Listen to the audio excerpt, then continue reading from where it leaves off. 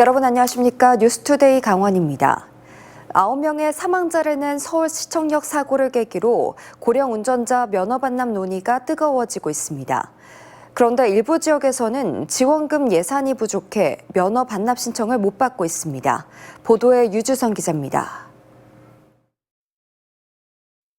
9명의 사망자를 낸 시청역 교통사고. 경찰은 고령으로 분류되는 68세의 운전자가 브레이크 페달과 가속 페달을 착각해 사고를 낸 것으로 결론 냈습니다. 시청역 사고 이후 고령 운전자 운전면허 반납을 활성해야 한다는 목소리가 높아졌지만 일부 지자체에선 예산이 부족해 반납 지원금조차 제대로 지급하지 못했습니다. 작년 원주시, 횡성군, 영월군에선 운전면허를 반납하고도 적게는 20명, 많게는 200명이 1인당 10만 원에서 30만 원 하는 지원금을 지급받지 못했습니다. 준비된 예산이 모두 소진됐기 때문입니다. 120명에게 지급할 예산을 확보했던 평창군은 예산이 소진되자 아예 대기자를 받지 않았습니다. 저희가 조금 이제 지원을 시키는 거죠. 예산이 없으면. 네. 그리고 그분들도 예산이 이제 그 반납 지원금이 없으면 보통 반납을 안 하시려고 또 하시고요. 불가피하게 올해 예산으로 작년에 면허를 반납한 어르신들에게 지원금을 지급하고 있는 실정이라 올해 지원금도 턱없이 부족한 상황. 7월 중순을 기준으로 평창군은 벌써 예산을 모두 소진했고 횡성군은 올해 예산이 배정된 91명 가운데 89명이, 원주시는 380명 가운데 367명이, 영월군은 155명 가운데 102명이 면허를 반납해 예산이 거의 소진된 상태입니다. 결국 지원금이 없어 면허 반납을 미루는 어르신들이 늘어날 수밖에 없는 구조입니다. 원래 준다고 했던 돈을 안 줬다고 하면 어떠실 것 같으세요? 안 줘도 다시 내놓으라 그러지. 그럼 돌려달라 그러지. 아니 준다 그래갖고 안 주면 안 되잖아요. 면허 반납 지원금은 경찰청과 강원도, 지자체가 분담해서 지급하기 때문에 시군에서 마음대로 늘리기도 어렵습니다. 자가용을 대체할 대중교통이 부족하고 실효성 낮은 유인책 등으로 고령자 운전면허 반납이 저조한 가운데 그나마 있는 지원금조차 지급하지 못하면서 정책 실효성에 의문이 더해지고 있습니다. MBC 뉴스 유주성입니다. 5년 뒤 강원 지역의 학생 수가 올해보다 17,000명 이상 줄어들 것으로 예측됐습니다. 강원도교육청의 2025에서 2029학년도 중장기 학생 추계에 따르면 올해 13만 9천여 명인 학생 수는 내년에 1,200여 명 줄고 2029년에는 올해보다 17,000여 명이나 감소할 것으로 추산됐습니다. 특히 초등학생의 감소폭이 커 홍천 화계초 대령 분교장과 화천 유촌초 오음 분교장 등 6개 분교장을 통폐합할 계획입니다. 기업혁신파크와 바이오 특화단지, 기회발전특구는 지역에 기업을 유치하기 위한 정책들입니다. 그런데 부지 한 곳에 이런 사업들이 중복 추진되고 있습니다. 강원도는 이런 정책들로 1,300개가 넘는 기업을 유치하겠다지만 이 수치마저 부풀려졌는지는 점검이 필요해 보입니다. 백승호 기자가 보도합니다. 올해 3월 기업혁신파크로 선정된 춘천 남산면 광판입니다. 2033년까지 이곳에 기업이 입주할 대규모 단지가 조성됩니다. 광판리로 이전하거나 창업하는 기업에는 법인세 면제와 건물을 지을 때 용적률 완화와 같은 혜택이 주어집니다. 올해 6월에는 춘천이 바이오 특화단지로 선정되면서 광판리가 또 특화단지 부지에 포함됐습니다. 거의 모든 현재까지 나왔던 모든 혜택들이 다 망라돼 있습니다. 세금 감면, 건물을 지을 때 용적률 완화. 그런데 바이오 특화단지 이전과 창업기업에 주는 혜택은 기업혁신파크 입주기업과 크게 다르지 않습니다. 이뿐만이 아닙니다. 최근 강원도는 기회발전특구 기본계획을 확정하면서 이곳 광판리 일대를 특구부지로 포함시켰습니다. 기회발전특구도 수도권 기업을 지역으로 유치하는 게 핵심입니다. 강원도가 기회발전특구로 최종 지정되면 광판리는 기업혁신파크와 바이오 특화단지까지 3가지 이름을 갖게 됩니다. 이번 정부 들어 수도권 기업의 지역 이전을 위해 이런 비슷한 정책들이 남발되고 있습니다. 정부에서는 여러 가지 이제 그 인센티브를 좀 주면서 비수도권 지역에 지금 대규모 투자가 이루어져서 그 지역 소멸 위기를 극복할 수 있는 쪽으로 좀 정책을 펴고 있는 것 같습니다. 지자체도 성과를 위해 정부 공모 사업에 마구잡이 참여하면서 중복 선정이 잇따르고 있습니다. 그렇다고 이전 기업 혜택이 2배가 되는 것도 아닙니다. 기업에 들어간 혜택은 그중에서 기업이 가장 유리하다고 생각하는 그거 하나만받게 됩니다. 중복으로 다 혜택을 받는 건 아닙니다. 강원도와 춘천시는 기업 혁신파크와 바이오 특허단지, 기회발전 특구를 통해 1,300개가 넘는 기업을 유치하겠다는 계획을 밝혔습니다. 하지만 이 가운데 중복되는 기업이 몇 곳인지는 밝히지 않고 있습니다. MBC 뉴스 백서입니다. 간호사와 의료기사 등에 속한 전국보건의료 산업노동조합이 지난 19일부터 찬반 투표를 실시한 결과 90%의 찬성률로 총파업이 가결됐다고 밝혔습니다. 이에 따라 모레 오전 7시부터 전국 사업장에서 동시파업에 들어갑니다. 강원 지역에서는 5개 의료원과 한림대 춘천성심병원 소속 노조원이 파업에 참여할 예정입니다. 다만 도내 사업장 노조원들은 경영진과의 조정회의에서 임금 6.4% 인상 등 노조 요구안이 수용되면 파업에 참여하지 않을 수 있습니다. 지난 2020년 태풍 마이삭으로 한전 송전탑 설치 공사 현장에 산사태가 나 영동선 철로를 덮치는 피해가 있었습니다. 산사태 지역 복구는 끝났지만 여전히 주변 계곡에서 토석이 흘러내려 철로를 위협하고 있습니다. 보도에 박은지 기자입니다. 높은 산에 세워진 송전철탑 아래로 깎아낸 듯 아찔한 절벽이 드러나 있습니다. 2020년 9월 태풍 마이삭에 영동선 철로를 덮쳤던 국유지 산사태 현장입니다. 송전철탑을 세운 블루파워 시공업체가 재해 복구 공사를 마쳤지만 심한 경사로 손쓸 수 없는 구간은 그대로 남아 있습니다. 산림청은 매년 장마철 이전에 업체의 현장 점검 결과를 받아 관리 중이고 아직까지 큰 문제는 없다고 설명합니다. 하지만 2020년 당시 열흘 이상 열차 운행이 마비됐던 철도공사의 입장은 좀 다릅니다. 산사태 직접 피해 지역에 대한 재해 복구 사업은 완료됐지만 주변의 계곡부에서 토석류가 계속 흘러내려오고 있는 것으로 알려졌습니다. 철도공사는 사방댐 같은 재해 예방 시설이 필요하다며 6월에 산림청 전문가들과 함께 현장 회의를 열기도 했습니다. 지난해도 토사 피해를 입어 철로 주변에 응급 조치를 했다며 근본 대책이 필요하다는 겁니다. 철로를 직접 보호하는 피암 터널이 추가로 필요하다는 의견도 철도공단에 전달했습니다. 중간 부분에 소층이 그대로 이제 드러나 있어서 아래쪽은 그래도 좀 낙석 방지망이 돼 있는데 중간이 없으니까 이제 좀 철도공사에서도 이게 걱정이다라고 해서 산림청은 현재 재해 예방 사업에 대한 타당성 조사 평가 용역을 진행 중이고 11월쯤 결론이 날 것이라고 설명했습니다. 전문가 집단에서 타당성 평가를 수행하면서 거기에 이제 결론을 내면은 그 결론에 따라서 필요한 재해 예방 시설을 설치할 계획입니다. 시설 연도는 올해는 어렵고 내년도에 예산이 반영돼서 대규모 산사태 이후 지반이 약해지고 주변에 피해가 이어지는 것이 확인된 만큼 산사태 원인을 제공한 송전탑 시공업체도 대책 마련에 함께 참여해야 할 것으로 보입니다. MBC 뉴스 박은지입니다.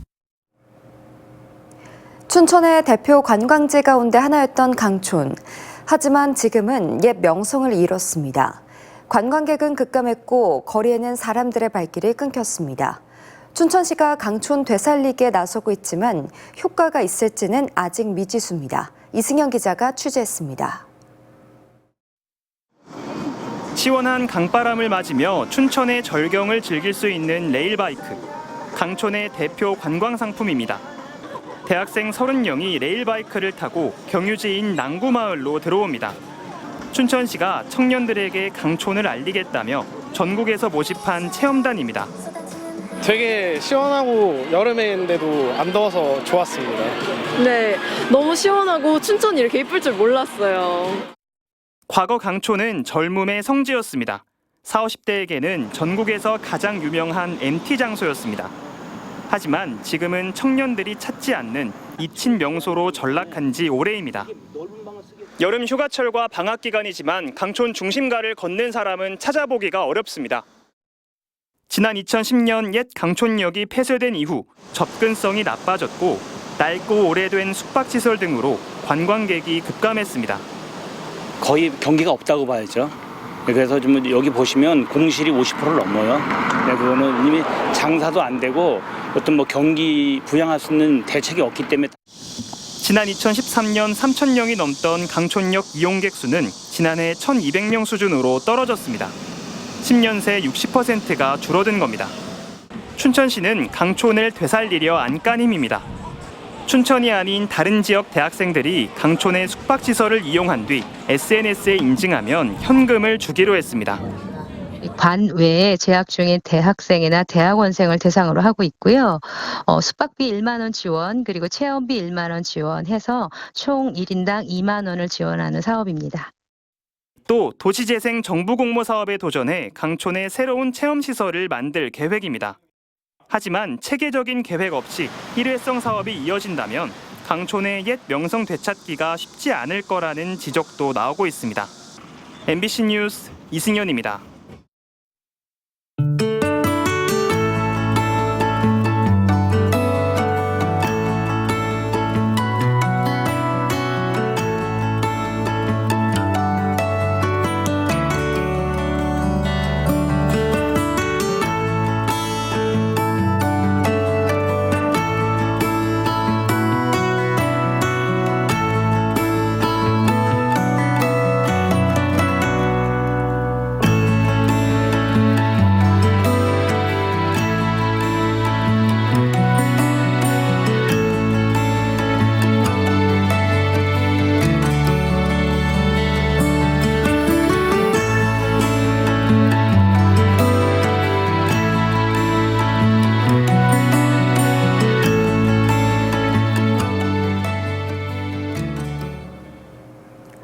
국립농산물품질관리원 강원지원이 추석 성수품에 대한 원산지 표시 점검에 나섰습니다.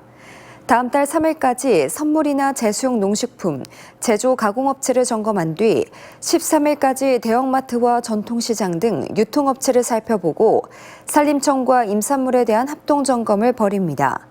원산지를 거짓 표시하거나 인지도가 낮은 지역 농산물을 유명 특산품으로 속여 판매하면 형사처벌을, 원산지를 표시하지 않으면 과태료를 부과할 방침입니다. 술에 취해 병원 응급실에서 난동을 피운 현직 경찰관이 1계급 강등이라는 중징계를 받았습니다. 강원경찰청은 지난 21일 징계위원회를 열고 해당 경찰관의 계급을 한 단계 아래인 경장으로 낮추는 강등 처분을 내렸습니다. 해당 경장은 병원 난동 이후에 승진 시험을 통해 경사로 승진했었습니다. 강원경찰청 소속인 이 경찰관은 지난 5월 강릉의 한 병원 응급실에서 의료진에게 욕설을 하고 난동을 부린 혐의로 지난달 초 불구속 상태로 검찰에 넘겨졌습니다. 강원도 소방본부가 추석 명절을 앞두고 다음 달 13일까지 전통시장 63곳을 대상으로 화재 안전조사를 벌입니다. 소방시설 정상 작동 여부와 비상구 등 피난통로 확보 상태를 살피고 전기 콘센트와 열선 등 화재 위험 요인을 집중 점검합니다. 위반 사항은 즉시 개선 조치하고 화재 예방을 위해 지역의 소방서와 상인회 간의 협력 체계를 구축할 방침입니다. 강원FC 양민혁과 황문기가 홍명보 감독이 이끄는 대한민국 축구 국가대표팀에 발탁됐습니다.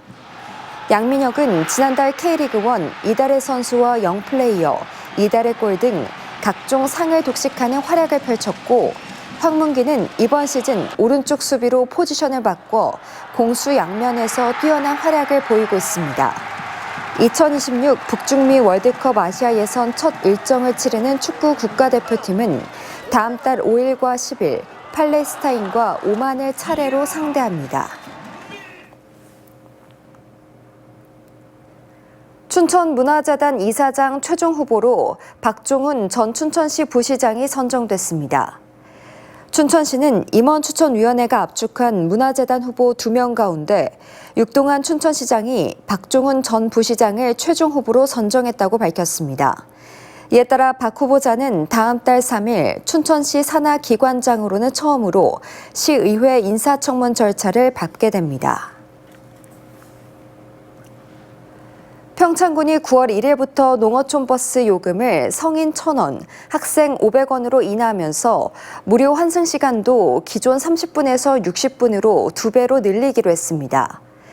이에 따라 농어촌 버스를 하차할 때 버스카드를 찍으면 1시간 안에 무료 환승이 가능합니다. 농어촌 버스 1,000원 단일 요금제 시행은 정성군, 인제군에 이어 도내에서 평창군이 3번째입니다.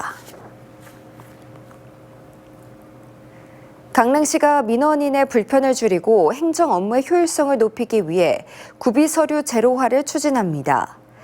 강릉시는 각종 민원인 구비서류를 행정안전부의 정보 시스템으로 대체해 지난해에만 33만 7천 건의 구비서류를 줄였고 올해는 이달까지 6개 사무를 새로 발굴해 2만 6천 건을 또 줄이기로 했습니다. 이 사업은 행정안전부의 디지털 플랫폼 정보 실현 계획 중 하나인 정보 요구는 단 한 번만 사업입니다. 춘천시의 캠프페이지 개발 계획을 놓고 강원 여야 정치권이 상반된 입장을 내놨습니다. 국민의힘 강원도당은 춘천시가 캠프페이지에 아파트 건립 등을 추진하는데 이 계획은 춘천시의 재정을 초토화할 가능성이 커 지금이라도 철회돼야 한다고 밝혔습니다. 이에 대해 허영 의원은 낙후된 춘천 원도심이 새로운 변화와 활력을 가질 수 있는 절호의 기회라며 캠프페이지 개발을 위해 강원도 정치권이 함께 힘을 모아야 한다고 반박했습니다. 오는 30일과 31일 태백에서 별빛 아래 태백 은하수 축제가 열립니다. 이번 축제에서는 천문 전문가와 함께하는 천문학 강연과 천체 망원경 은하수 관측, 태백시 주요 지점에서 촬영한 은하수 사진 전시회 등이 열리며 다양한 체험 프로그램도 마련됩니다. 이상으로 뉴스를 마칩니다. 시청해주신 여러분 고맙습니다.